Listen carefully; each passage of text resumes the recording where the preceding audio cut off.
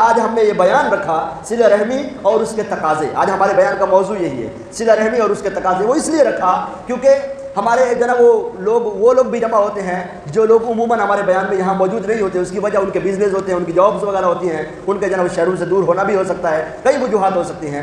ہمارے معاشرے میں جو بگاڑ آتا ہے اس کی جو ریزننگ ہوتی ہے، میجر جو ریزن ہوتی ہے وہ یہ ہوتی ہے کہ جناب میں گیا سیدھے منہ ملا ہی نہیں، ایک ریزن. دوسرا، ہمارے بچوں کے ساتھ اچھے انداز سے پیش نہیں آیا.